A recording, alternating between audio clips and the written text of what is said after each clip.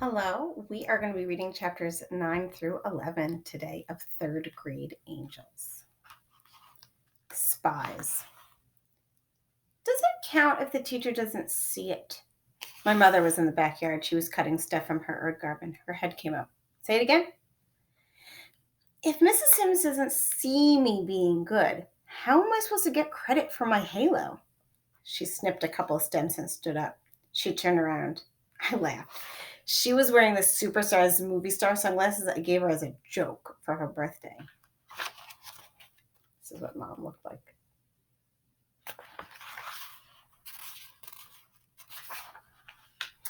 In other words, she said, you want to know if it's okay to be bad when you're not at school? Another word trick. I was thinking it over when Zipper Nose came screeching, Mommy, let me wear them. She was jumping up, grabbing for the glasses. I smacked her hand away. No. She punched me. Her punches don't hurt. You shut up. They're Mommy's glasses.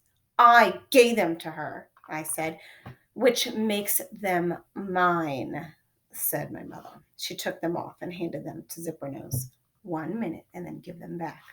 Zipper Nose went dancing across the yard. I heard a chuckle. My mother was grinning down at me. So, she said, what you really want to know is if you have to be nice to your sister, right? My mother is unbelievable. She not only knows the answers, she knows the questions. Well, I said, sort of. She nodded. The grin was gone, and a serious answer was coming. Okay, here's what I think. You like Mrs. Sims, right? Yes, I said. You like her because she's nice, right? Right. And nice people usually have a lot of friends, wouldn't you say? I guess so. So, she sniffed her handful of herbs. Mrs. Sims, nice Mrs. Sims, probably has a lot of friends. You with me? It's funny. My dad is the lawyer, but my mom often sounds like one. Yeah, I said. So here's what I think. And she jabbed the bunches of herbs at me. I think it's not just Mrs. Sims keeping an eye on you. I think it's her network of friends, too. They're probably all over the place. If they see one of her students acting up, they report it back to her. Like spies? I said. Sort of, she nodded. She brushed the herbs across my nose. I smelled mint. If you ask my advice, I'd say you better not take a chance. You better be nice to everybody. All the time. And that, she poked the herbs at the dancing Zipper Nose. Sad to say, old Studsy, includes your dear little sister. She called, Amy, time's up. Zipper Nose squealed, 1 more minute. Mom held out her hand. Now, she said in her don't mess with me voice. Zipper Nose groaned and slugged over and gave the glasses, and she gave me her best I hate you face. And then she punched me. Like it was all my fault. Usually I would hit her back, but instead I looked at the neighbors' backyards and at the neighbors' windows. I wondered if a spy was lurking behind a shade. I let Zipper Nose go off, grumping, unhit. And then Mom was squeezing me and saying, my little angel. Chapter 10, Angel at Home. It's harder to be an angel at home than it is at school. I mean, it's not like I'm really bad at home. I don't throw the remote. I don't make fires in the living room. I don't say bad words. I'm just a normal kid and I do normal bad things. Like sometimes I whine if I don't get my way, or I leave my underwear on the floor, or sometimes I forget to put the cap on my toothpaste, or turn out the lights, or, maybe I stick a banana peel under Zipper Nose's pillow. But you should see me now. I sit up straight at the dinner table. I don't pick at my food. And when I answer the phone, I say, Morton residence, may I help you? Every piece of dirty clothes goes into the hamper. And if I need the salt, I say, salt, please. And when somebody passes it, I say, thank you. I don't have to worry about thanking my sister because she would never pass me anything. But I don't call her Zipper Nose anymore, except in my head. I don't call her Amy either, though. I just don't call her anything. now that I think about it, the only really hard part about being an angel at home is being nice to my sister. And even that seemed pretty easy until my mother had a little talk with me a week ago. So, she said, how's the halo hunt going? Okay, I said. How many more days till the crowning of the first perfect angel? She knew I was counting. 18, I said. She whistled. 18 more days. No lights on in empty rooms, no clothes on the floor. This is a new experience for me. A perfect person right here, she pointed, right in my house. Thanks, I said. Well, maybe I should say almost perfect. What? I said.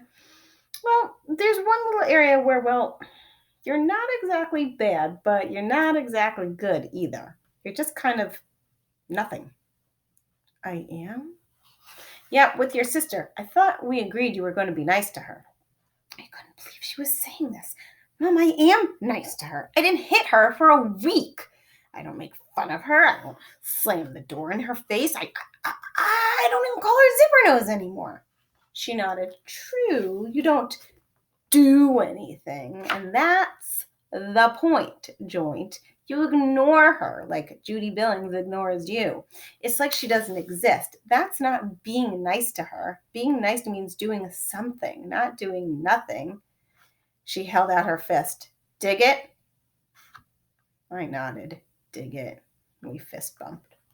So for the past week, I've been doing one nice thing for my sister each day. Like yesterday at breakfast, after I used pancake syrup, instead of keeping it on my side of the table, I pushed it back to the middle where she could reach it. And today, when I saw her plumpy donkey on the hallway floor, usually I would step on it, but not this time. This time I just kicked it back into her room. So far, it's not so bad because every time I do something nice, I think maybe one of Mrs. Sims' spies saw that. I keep sneaking look at the windows, but so far I haven't caught anybody peeking in. I can almost feel them spying, taking notes, maybe even pictures, reporting back to Mrs. Sims. I really have to be on my toes. I have to make up for all that blurting. I can't lose focus. Good, good, good. Nice, nice, nice. Perfect in every way. 11 days until October 1st. 11 days until the first halo. Chapter 11. The Race. I feel myself getting perfecter and perfecter. Every night I go to bed thinking that it can't get any better, that I can't get any better. And then the next day I find out that I can. Like one morning after I pushed through the door at school, I noticed that Constantina Pappas was behind me. And until then, the only girl I had ever held the door for was Judy Billings. But now, whenever there's a girl behind me, no matter who it is, I hold the door for her. I pick up litter. At first, I pick up stuff I stepped on in the playground and put it in my pocket and dumped it in a trash can in school. And then I started walking halfway across the playground to pick up candy wrappers. And a couple times I saw Mrs. Sims looking my way. Now I pick up stuff from our sidewalk and our gutter at home and even at the mall. And every time I do it, I picture one of Mrs. Sims' spies making another little check mark after my name. In school, I got all my 2 and 3 times tables right. And when Mrs. Sims wrote, other side, that number, on the board, I was the only one with the right answer. 100,841. And during cursive practice one day, Mrs. Sims whispered to me, "You write better than I do." But even with all this good stuff going on, I couldn't relax because I didn't know how I was doing compared to everyone else. There were 23 other kids in my class. I figured every one of them wanted that first halo. Maybe except Joey Peterson. Maybe others got all of their times tables right too. Maybe I wasn't the only one Mrs. Sims whispered to. Maybe if I picked up 5 pieces of litter one day, maybe someone else picked up 6. It was like I was in a race, but I couldn't see any of the other runners. And then all of a sudden, I could see them because of something that happened on the playground. And we're going to stop there for today.